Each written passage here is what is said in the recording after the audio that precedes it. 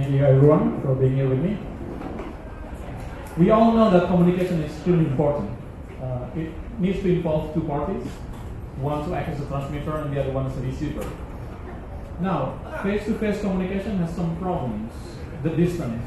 If you try to tell me something, you have to be within my hearing distance, unless of course you are a superhero, but most of us are not. Fortunately, our ancestors a long time ago managed to find a trick so that when the distance grows, we can still transfer the information. Sometimes it involves some other species. But as you can see, if you ask a bird to carry the information, there's some latency involved there. Now, what do we do this? Well, instead of relying on our voice and our ears, why don't we rely more on our eyes? This is where the information itself is turned into some sort of code and then transmitted over slightly greater distance compared to face-to-face communication. In other words, semaphore, fire beacons, or smoke signal can be sort of considered a primitive form of free space optical communication. The next logical step is also quite interesting. What if we can modulate the signal? What if we take a focus ray, typically from the sun, and then reflect it, and by changing the intensity of the light, a process in the communication system called modulation, we can project that signal all the way to the receiver. This way, you don't need to have an excellent vision because you're just standing right there looking at the information. This is called heliograph. Unfortunately, in order to do this, you have to convert that information, for example, using Morse code. Decoding Morse code, however, is not fun. This is where Alexander Graham Bell, who is best known for inventing the telephone, came up with an idea that he called photophone. Now, he was so fascinated with photophone, he thought this is his best invention ever. He even almost named his second daughter after it. Unsuccessfully, thanks to his wife. Photophone works principally the same as heliograph. Instead of just modulating the intensity, his voice changes the intensity of the light. And this allows him and his assistant to transmit his voice with light over a distance of approximately 700 feet. Now remember, this is 1880. This is when Golden Gate State Park was opened for the first time, and the streetcar here in the city were barely functional. Using that technology, he managed to do this. Unfortunately, both heliograph and photophone are considered free space optical communication. This suffers from two big problems. One, line of sight is extremely crucial because light can just go through mountains. And second, the environment, the medium, the atmosphere is extremely lossy. This is why it's such a challenge to establish a communication link over great distance. No wonder light lost the battle for a while. Electricity becomes so popular, radio communication became the most dominant form of communication for the next 100 years. It wasn't until about 50 years ago that light made a comeback, and this is because of two particular inventions. One is laser. If you grew up in the 90s and read comic books, you know that laser is amazing, but in the subject of optical communication, laser is much more powerful than this just weapons.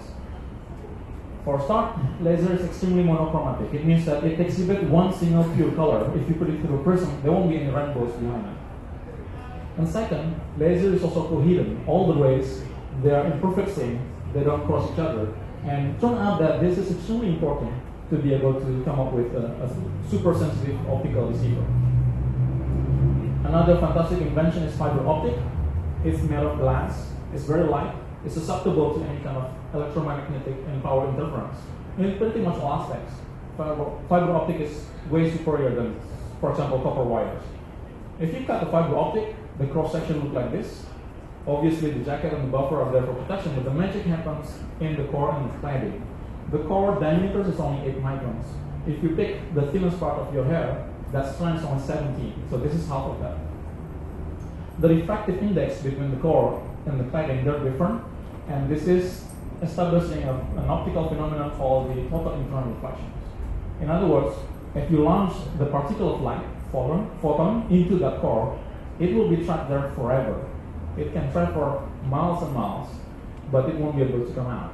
With modern fiber optic fabrication technology, that single photon can travel 62 miles until it loses almost of its power and 1% just remaining. 62 miles is a long distance between San Francisco and San Jose. And with modern optical receiver, it is sufficient with that 1% remaining of power to recover that information. That means without any booster, without any amplifier, without any reconstructor of the signal, you can send some information with that distance.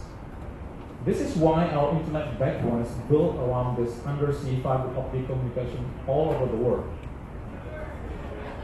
It's very important to realize this. If you install node modules or pull a Docker container or provision an infrastructure, you might not realize it, but you rely on these thousands of miles of fiber optic cables and all those photons that fly on those tiny little tubes.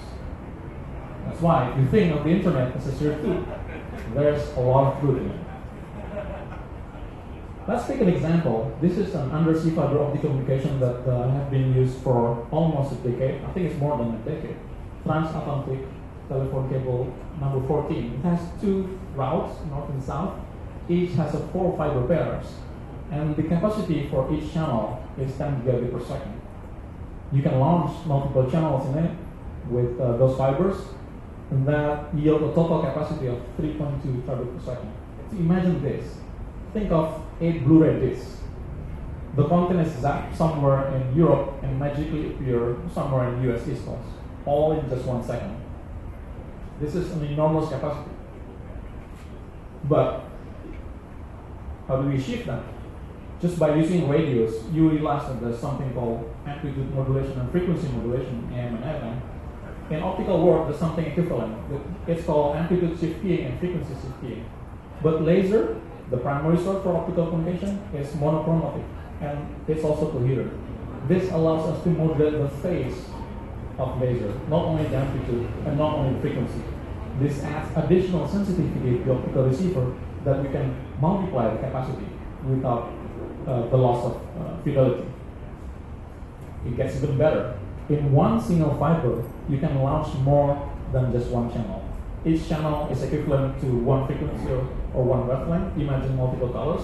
Each of them can carry the information at that incredible bit rate, sometimes 10 or even more.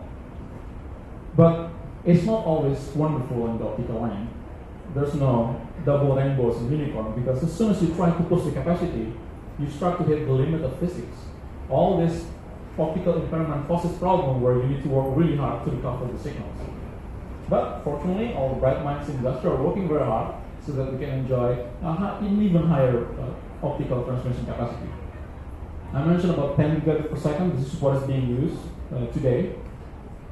But scientists come up with a way so that we can multiply this by 10x. And why stop at 10? Why not 200? In fact, if you start changing the medium, if you start to improve the way we fabricate lasers, then at some point we will have the capacity of 255 terabit per second. In our lifetime, are we going to see petabyte per second or exabyte? Only time will tell.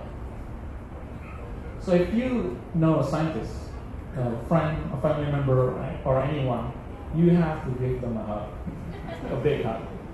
Our scientists have worked on innovation that allows us to track photons and allow them to travel millions of kilometers or miles carrying that information. And that changed the way we work. It changed our civilization. We have to remember that we stand on the shoulder of the giants, the men and the women before us. It is therefore in our best interest to be thankful, to show our gratitude, and to stay humble. Thank you.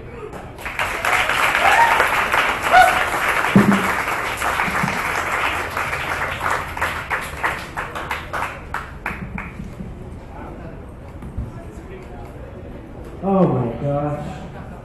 I am completely taken by that talk. I'm really happy that you did that. Thank you so much. I am really happy. I mean, I am just beaming. I know. I'm sorry.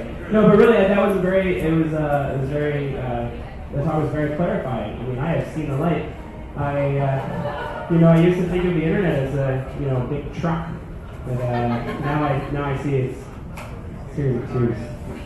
So, yeah, no, I'm sorry. I can't write material like that. I am used to talks that are, the subjects are a little more light on the hard side.